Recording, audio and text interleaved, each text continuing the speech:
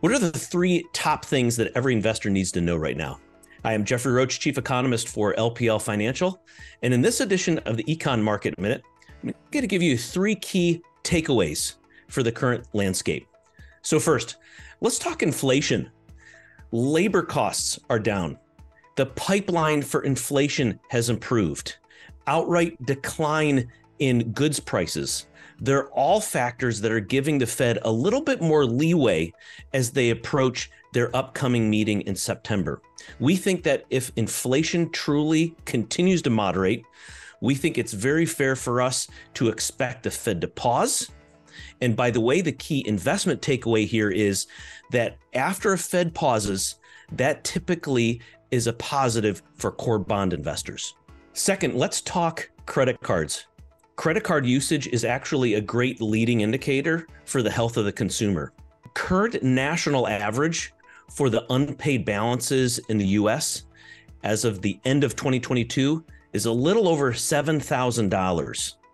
And so within that cohort, roughly half of those that hold a balance say that it will take them at least a year to pay that off. I think this is very important statistics for us to think about what it might look like for the latter half of this year in terms of economic growth.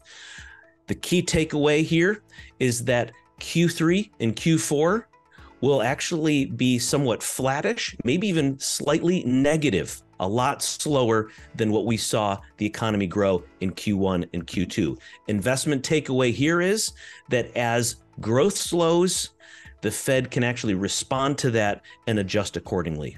Third, let's talk about the transition to a new regime for monetary policy. Fed has currently been tightening. They're now about to get to this new period of holding rates steady. So remember, Q2 economic growth surprised to the upside, roughly 2.4% annualized. That was after a 2% growth rate in Q1.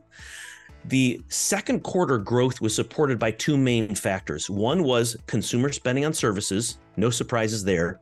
And the second was business investment. A little bit surprising when you drill down a little bit into the data, you realize it was driven by the transportation sector, particularly a spike in aircraft orders in the second quarter and aircraft shipments. And that clearly is something that's probably not going to continue the latter half of this year. So looking ahead, thinking about Q3, Q4, what we do know about investments in inventories and net exports, some of the other more volatile categories of growth, we would likely expect to see a little more slowdown the latter half of this year. Again, key takeaway here is another reason for the Fed to actually hit the pause button when they hit that September meeting.